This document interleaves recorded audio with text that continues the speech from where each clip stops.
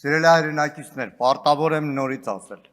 Արդեն երկրորդ շաբաթն է Հայաստանի ազգային ժողովը շարունակում աշխատանքը ոչ լեգիտիմ կարգով։ Տնային կալանքի տակ է մեր գործընկեր Արթուր Սարգսյանը եւ նա արդեն երկրորդ շաբաթ է զրկված իր խոսքը ազգային ժողովի ամբիոնից հնչեցնելու։ Իբրև նախաբան Տիկին Կարապետյանին չեմ կարող չանդրադառնամ, որտեղ ես ահավոր ներվայնանում եմ, երբ որ պատմական փաստերը կեղծվում են։ Ահավոր ներվայնանում եմ հատկապես այն հերոսական փուլի պատմական փաստերը, որ կեղծում եմ, որի շարքային անդամ երիտասարդ երջանկություն եմ ունեցել։ Հազար ներողություն պարոն Մանուկյան, ես ներվայնանում եմ, քանի որ աղմուկ է, խնդրում եմ դադարեցրեք աղմուկը, հարգելի գործընկեր։ Ռոբերտ Քոչարյանը Հայաստանի Հանրապետության Գերագույն խորհրդի անդամ ընտրվել է 89 թվականի օգոստոսին Վանաձորից։ 92 ասեցի, ասեք 92-ին հելել եկել է 90 թվականի մայիսին ի թիվս 13 արցախցիների Հայաստանի Գերագույն խորհրդի նոր ընտրություններով ընտրվել է Գերագույն խորհրդի պատգամավոր եւ նաեւ նախագահության անդամ։ 92 թվականին Ռոբերտ Քոչարյանը, ինչպես Արցախի բոլոր մեր հայրենակիցները, այդ թվում իր ընտանիքով, դեռ Լևոնը Քոչարյան փոքր երեխա եղել, իր ընտանիքով Ստեփանակերտի գնդակոծությունների տակ շարունակել էին կազմակերպական գործը, որն ի վերջո հանգեցրել է 94 թվականին հաղթական այն զինադադարին, որը շարունակվել է մինչև 2020 թվական ռազմական թեթև բախումներով։ Տիկին Կարապետյանը ներկայացնում է, թե դաշնակցություն Ռոբերտ Քոչարյան հակասություններ ունեցել։ Իրականում, եթե ուսումնասիրեք այդ շրջանի Արցախի Գերագույն խորհրդի աշխատանքը, ամեն նորմալ մարդ հպարտություն կապրեր,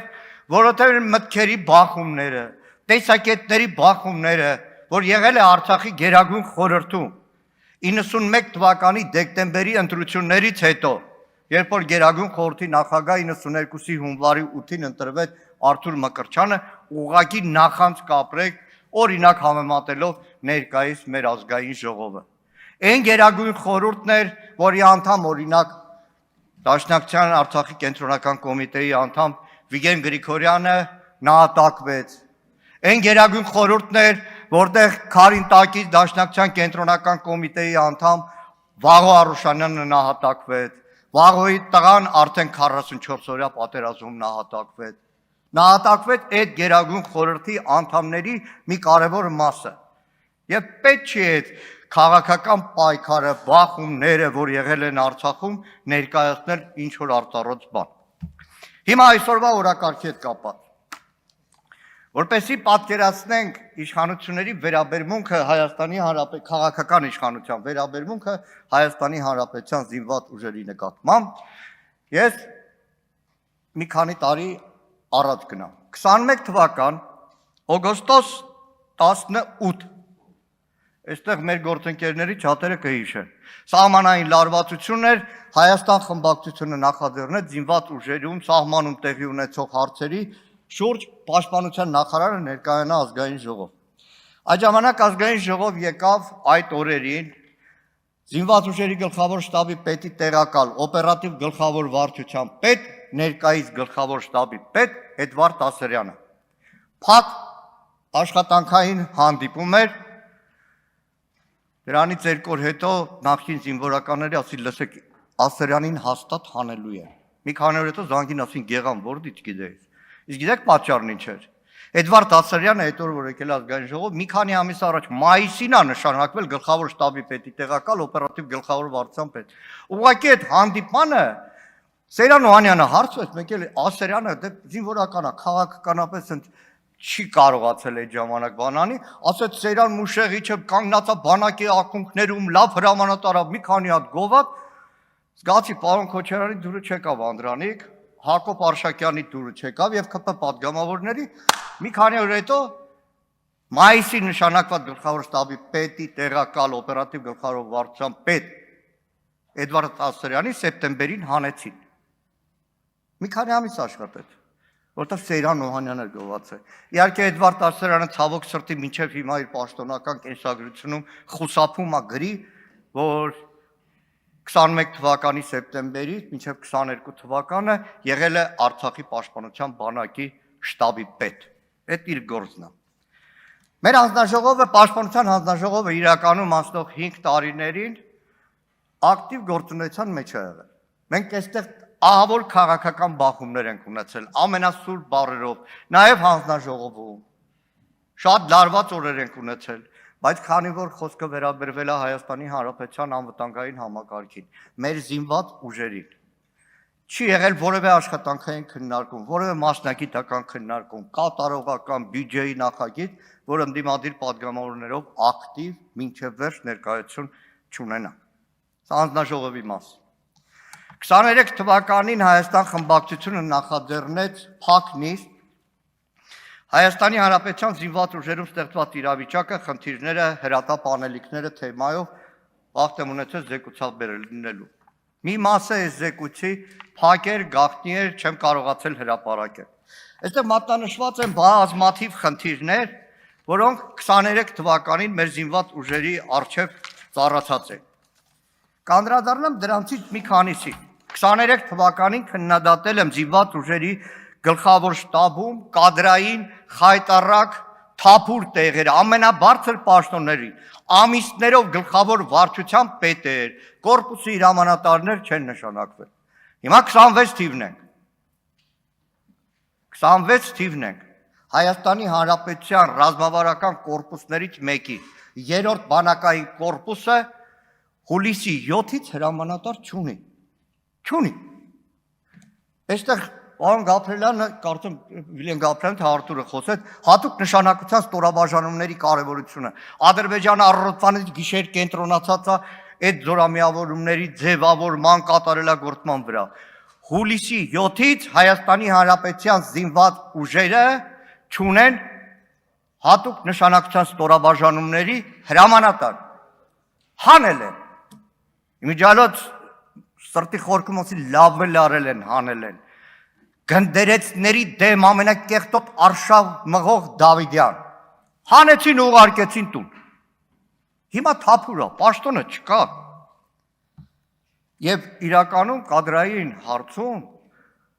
բազմաթիվ են եղել եւ երիտասարդ, եւ կայացած, եւ խելացի զինվորականներ, որոնք մի քիչ անհուսալի լինելու պատճառով այսօր զինված ուժերում չեն։ Ուղարկվել են թոշակի։ Պետությունը միլիոններ է ծախսել, զինվորական ակադեմիաներ է ուղարկել, գլխավոր շտաբի ակադեմիա է ուղարկել, պրոզեի է ուղարկել, միլիոնները ծախսել է, բայց ասել են անհուսալի է, գնա տու։ Երկրորդը, այս անցնող նախընտրական շրջանում շատ խոսվեց 25-օրյա վարժական հավաքների մասին։ Նայեք,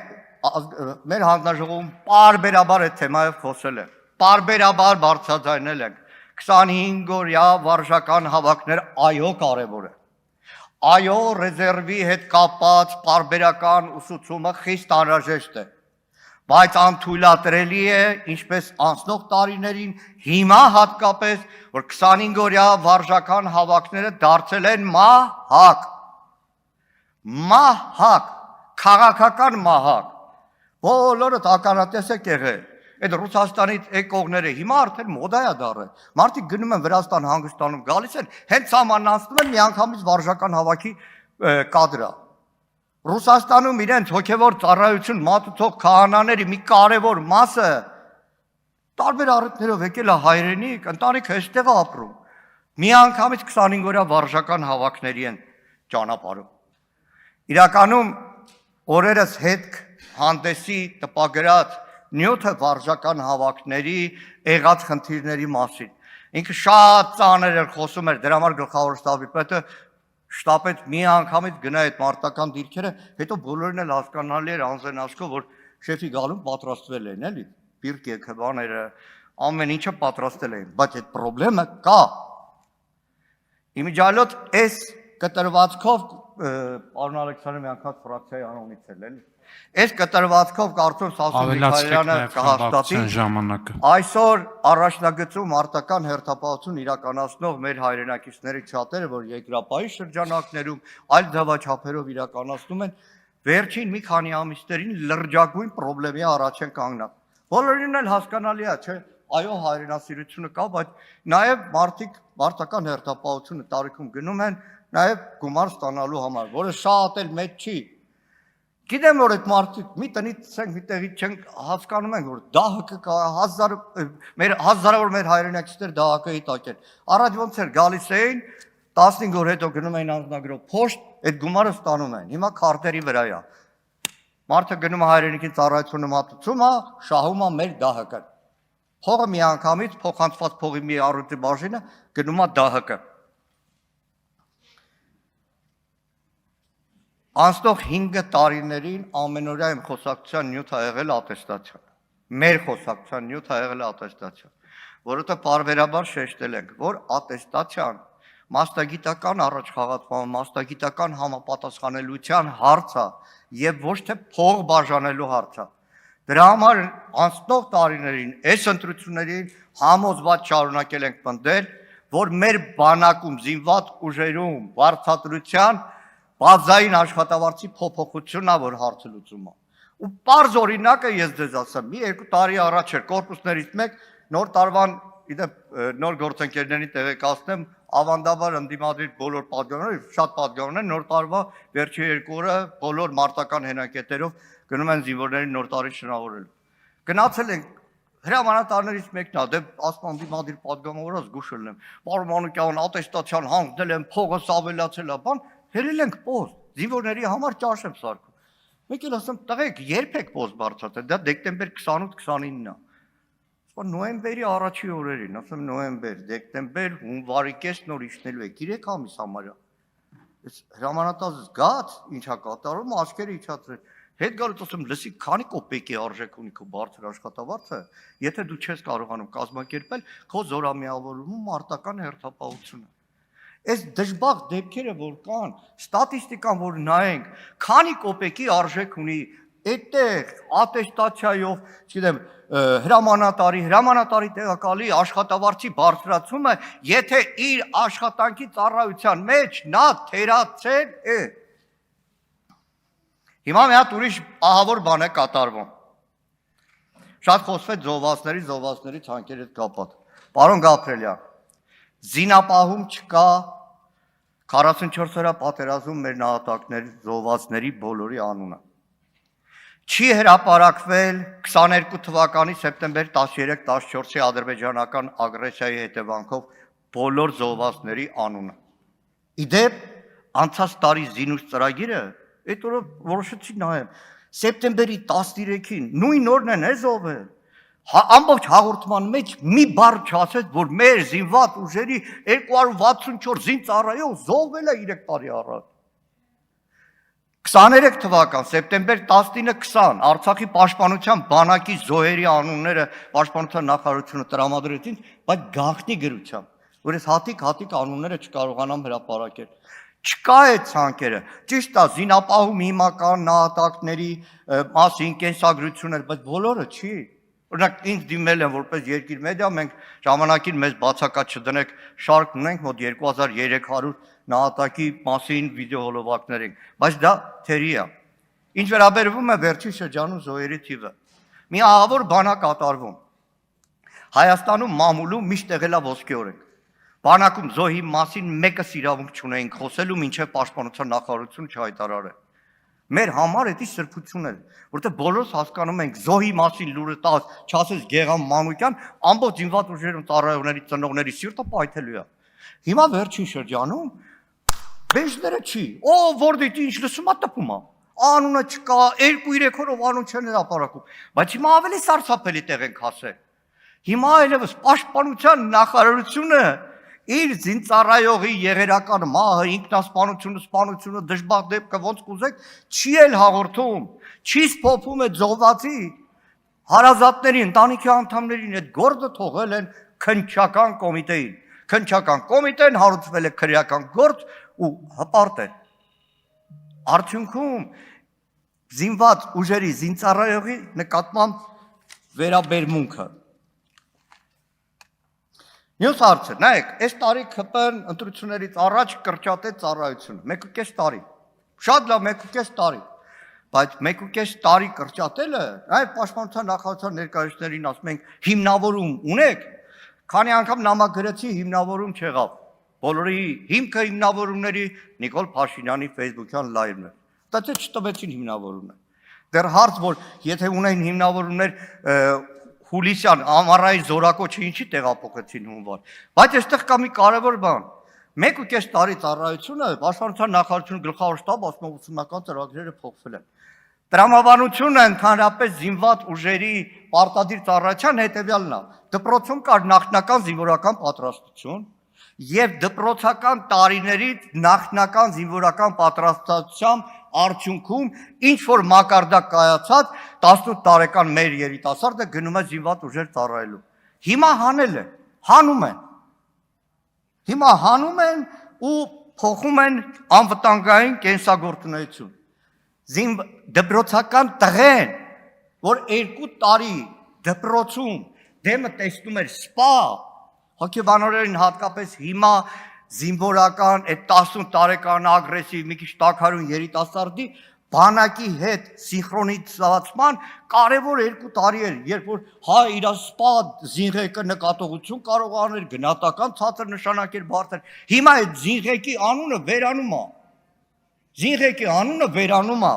Այսինքն այն 2 տարին որ դարել է 1.5, դեռ այն դպրոցական նախապատրաստությունն էլ վերջանում է։ Հիմա բանակի հեղինակություն շատ են ասում։ Այս 2.5 տարի ԱՊՆ-ից փորձում եմ ստանալ փառքի անկյունների նմուշ, որոնք հանվեցին։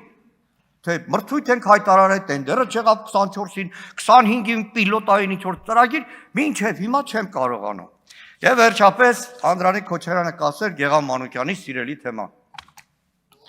Հանդերձանք։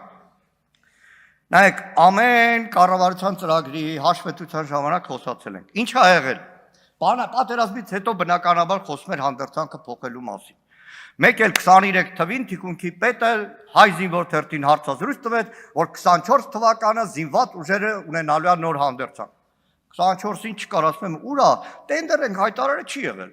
25 տենդեր ենք հայտարարել, չի եղել, ինչ որ ակնարկում են ամերիկացիների հետ։ Բան, այս տարվա 25-ի վերջին մեկ էլ ասեցին Ամերիկայից ֆորմեկ են եկել։ Այդ որ ասեն ֆորմեկ ամբողջ զինված ուժերի չի, մի 3000 հատա։ Ու ասեցին, որ փորձարկում է անցնելու զինված ուժերում։ Դե մի քանի ամիս թող փորձեն։ Ինչքան հետաքրքրում է փորձարկումը ոչ միտեղ չէր արտան։ Այս տարվա մայիսի 28-ին ախր ժողովուրդ բառը բանա օդի մեջ չի հայտարարվեց տողանց անցնելու է զինված ուժերի նոր համազգեստով։ Բայց մենք փորձարկում, դա կարողա չի հաստատվում։ Ու այնքան էր այդ քարոշա մեքենան ասել նոր համազգեստ։ Այդ պարադի հաջորդ օրը խանութը մի հատ ինֆորմով տղա էր կանգնած, մեկն ասեց, «Էս մեր նոր ֆորման է բանակի»։ Կարևոր է Աջափնյակի մետրոյի նման տպավորությունը թողել էին։ Բայց հիմա էլ այն օրն եմ անդրադարձել, գլխավոր շտաբի պետը նոր ֆորմով է, օրը Միգուրինի էլ բանա բերետ է փոխում, հիմա ոնց որ թե ասել են, ով ինչ ռոդ վոյսկից է, այդ գույնի բերետ պետք է կրի։ Բայց գնում կանգնում է բանակի դեմ, բոլորը հանդերձանքով են։ Բանակ զորակոչվող տղեն, որ մի քանի ամիս է ինքը ծնողը լսել է, որ նոր հանդերձանք է բանակում, էլի հին հանդերձանքը ստացել է, գնացել է իր ծառայությունը մատուցել։ Կարևորը կոստումներն են, ռուսական մի խոսք ասում, տավարış գեներալ, вы детей любите, детей нет, но сам процесс, հիմա կարևորը այս process-ն է։ Բարդ ռազմարտությունների մասին շատ կուզեի խոսել, բայց չեմ անդրադառնա ԱԱՑ-ը, երկու բան ասեմ։ ԱԱՑ-ում ավելի հեշտ փոխում են սահմանապահ զորքերի հրամանատարներին, քան որևէ այլ բան։ Նայեք, Արման Մարալչյանը նշանակվեց 20 թվականի հոկտեմբերին, որտեղ այս իշխանության առաջին նշանակած սահմանապահ զորքերի հրամանատարը են խաղաղապահները, որ դուրս եկան փողոց, դրանց հրամանատարն է, պրավալ տվեց ռազմական գործողությունների ժամանակ իր գործը։